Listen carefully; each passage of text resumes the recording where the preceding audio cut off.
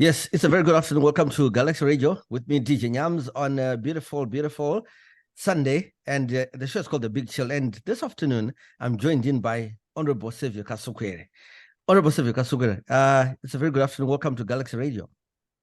Thank you very much. Hon Kasukuwere, you're a presidential candidate for the Zimbabwe 2023 elections, right? Yes. Let's first understand why did you decide to want to go for presidency? Well, the people of our country, colleagues and comrades, asked me to stand to help our country get out of this difficult quagmire that we find ourselves in. They accepted my vision, my viewpoint, and obviously my track record necessitated them to take that position to say, come and let's do something for our country. Okay. Honorable Kasukuwere, people then would start asking, you in the old government, right? And then people will say, you want to become the president. And then one question that a lot will be asking, what is different? What can you offer differently? Well, almost most of the candidates who are offering themselves were in government, and there's nobody new to the country. We are not newcomers. We're not strangers to our country. It is us who have been around, and those who have also served in government, who have an inside knowledge of the things that happen in government, and also in terms of solutions, because I understand how the statecraft is done. I think I possess the skill, knowledge, as well as experience to turn around our situation as a country. Okay, Honorable Kasukuwere, when you look at issues like Zimbabwe's elections always have issues of rigging and not free and fair. Okay, and to you, what do you think has changed now with those elections? Well, the accusations you're making and what has changed is that I've also entered the ring. That is a big change. Yeah, I'm in the boxing ring. Okay, so how has your campaign been going? My campaign has been going very well across the country. People are aware. Like I said, this is a call by many Zimbabweans from different political affiliations who felt that they needed somebody who can bring the country together, unite our people, bring about transformation of our economy and stability to our nation. The other question that people are asking is, Honorable Kasukuwere is not on the ground, but he's a presidential candidate. When can people expect you to be on the ground? Maybe you might not want to disclose the exact date, but when can people expect you on the ground? Once the material conditions do change, I will certainly be there. But what I can tell you is that I'm on the ground because it's communications. Today's world has evolved. It's no longer about bashing people. It's about communicating with the targeted audience. There is more than one way of communicating. The days of analog telephones are gone. Now with digital, you reach the masses of our people through various media forms, the internet, radio, social media. Those are also avenues and mediums that you can use. Okay. Honorable Kasukuwere, you seem to put up quite a good campaign team. I've been following your campaign team, especially Jackie Sunday. You know, you seem to have come up with a very good team. How effective has been that team? Because I also hear reports that it seems like your posters are actually all around the country now as we speak. Well, you're asking me if we're on the ground. Now, if you can confirm yourself and you are that far in Germany, and you can confirm that our posters are around the country, it means our team is effective. The skill base that we have in this country is phenomenal. Jackie Sunday is just a sensation. She's an amazing girl. She knows what she's doing. She's articulate. She's fine, a fine lawyer. And she has stamped her authority on the political landscape of our country with amazing dexterity. Okay, now the issue of your presidential bid being stopped by the High Court, and you've put an appeal at the Supreme Court. If it so happens that the Supreme Court you are not successful, what's next from there? Well, we're in politics. We will not accept any attempt to stifle my rights. What Emerson is doing is pure cowardice. He is being fed lies by the failed Minister of Justice, Zimbi, who is actually cooking a disaster for Mnangagwa. Mnangagwa is a much more experienced politician. I'm surprised he is being led down the garden road, a path by a political novice who is giving him very silly ideas to try and circumvent the will of the people and exposing their hidden hand in the judiciary. You don't do that. You don't show clearly that you want to influence the judiciary to do your bidding for them. I expect a person like Emerson to accept that democracy enjoins all of us to respect our rules and not compromise our institutions. Fight, speak to the people. The decisions are made by the people of Zimbabwe. You can't survive by always running to the courts and compromising a few people in the judiciary for your ends. We are past that stage now. So we will go to the Supreme Court, and that's where we are. It's game on.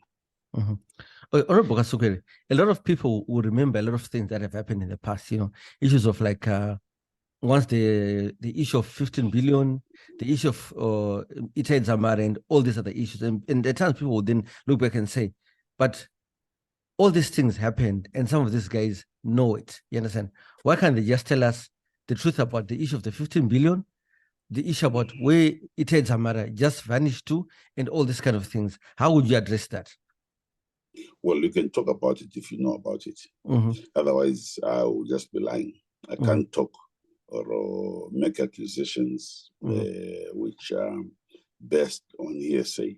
I think in my position, whenever I open my mouth, whatever I say must be the truth and the truth only. So, Honorable Kasukuwere, if you don't win the elections, what's next? Ifs don't make history. I'm winning these elections. Okay. Just put my name there on the ballot, leave it there, and you'll see history. We're going to make history for you. Don't talk about ifs. The only one you can talk about if is Mnangagwa. If only he had known that that's going to be defeated, not me. I don't go into a fight to lose. I fight to win. And this is what I'm doing. Okay, great. You win the elections, you're an independent candidate. How would you come up with your cabinet? Well, we have to bring our people together. I said from the outset that the cabinet I'm composing will be an inclusive structure, which will bring on board the various political actors who are in parliament. We will choose the best amongst our people, those in parliament, and the other 7 that I can draw from outside the civil service, outside in civil society and various other the sectors, academia and so forth, business persons will be then chosen to complete the lean government that will come up with. Okay, in terms of come up with a government, normally when you, I like when you said you come up with a inclusive government, but normally is persons with disabilities are always left out in this thing, and the world has become inclusive. Will you also have an involvement of having a representation of someone with a disability within your cabinet? Yeah, I mean it's not disability now. We've changed that. It's now the disadvantage, isn't it? We don't use those words anymore. We have to be much more friendly. These are disadvantaged members of our society. We are all disabled one way or the other. So we will not label anybody disabled, but disadvantaged. And certainly, yes, we will bring on board the various skills that we have. We have fine young lawyers like Abraham Matete. He is operating out of Nairobi. He's an amazing young lawyer. There are many who you can talk of who have possessed the skills that can also turn around our country. But I'm just giving you one. But there are many youngsters and young people, female and so forth, across the board who have various disadvantages who can be brought into government to contribute to national development, because we must. That's why it's called an inclusive structure. Okay, the reason I'm asking you also that is I myself am also totally blind, and it's always been an issue whereby issue. I'm happy. Issue, now we've a government spokesman. Okay, so because issues of inclusion within persons with disabilities has always been a forgotten issue. That's why I just had to ask you in terms of how inclusive and how accommodative will your government be. So yesterday, President Mnangagwa signed the patriotic bill, and this patriotic bill has got a huge impact on a lot of people who are outside Zimbabwe. What's your take on that? That bill, I will repeal it the day I get into government. That will be the first act. We can't subject our people to an iron curtain. This is akin to the iron curtain, the way you want to hold people to ransom, hold them hostage. You can't legislate love. Let people like or love their country. Patriots are those who believe that their country is also serving them. So if we have contempt of our people, if we don't respect our people, why then do you expect them to keep quiet? If you steal, you don't want them to talk about it. You externalize gold, you want them to keep quiet under the guise that this is a national security threat. Far from it, we will not entertain that. The PVO bill is another one which limits the roles of our people. Those two bills are unacceptable. They don't respect, they don't work in terms of our Constitution 2018, which is a human rights based constitution. Okay. In a Newsday article on the 16th of August, 2016, it is quoted that you said you do not listen to people who are busy playing street football in the streets of Copacabana, after there was a group of people who were protesting for electoral reforms, and you refused the electoral reforms. And now, don't you think those reforms that you refused at that stage are now coming back to haunt you? Which reforms are haunting me? Okay, so in terms of electoral reforms, because for some years, Zimbabweans have been saying we need some electoral reforms. I've not made any complaints or qualms in terms of the electoral laws. What I have before me is an attempt to abuse the law by Mnangagwa and Zimbi. And that's what I'm fighting in the courts of our country. But suddenly, how can people playing street soccer also call for reforms? What time would they stop playing their soccer?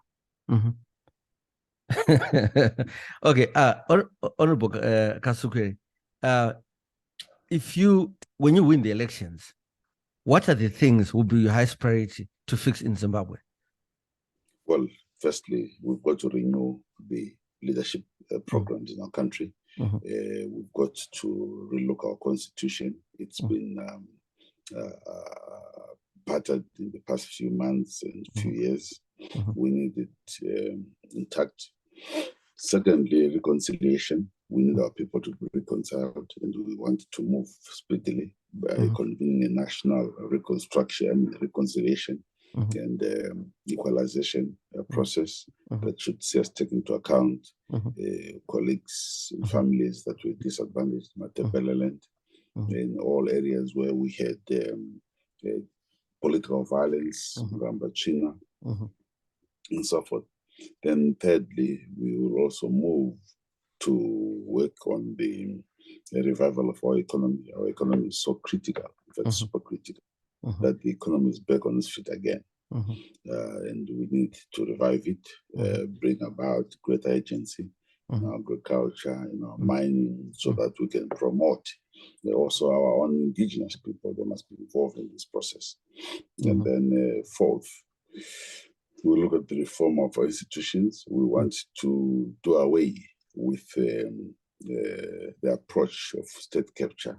We must reform our institutions to serve every Zimbabwean, irrespective of their political persuasion. We also look at some of the laws that we have. We align our legislation. We also align some of our state institutions. We dispose of which are not making money and which are not core business of the country. And lastly, Zimbabwe needs rebuilding. We need to roll our sleeves, get on the job of uplifting our nation and country. Okay, Honorable Kasukuwere, this show is listened by a lot of Zimbabweans and people in the international world. What would be your parting shots to the Zimbabweans who are listening to you, to the global community who are listening to you? Yeah, what would be your parting shots? Well, to the global community, we need their support. We need our country out of the sanctions that are affecting us. But we are prepared as Zimbabweans to do our part. My commitment is that we want a clean election that delivers a free and fair election so that Zimbabwe's international position can be remedied, and also to our people, local Zimbabweans. 23 August is your day. When you go into the ballot, into the booth, just think of a young child. Think of your mtsukulu. Think of your aged mama or pensioner. And look at Mnangagwa's face. Look at Kasukuwere's face and see who between the two can promise a future for you. Thank you very much. Honorable Kasukuwere, thank you so much for making time to talk to us, and we'll keep track about you, and we'll give you the platform, as a media house. Thank you very much. Okay, thank you, Honorable Kasukuwere. Okay.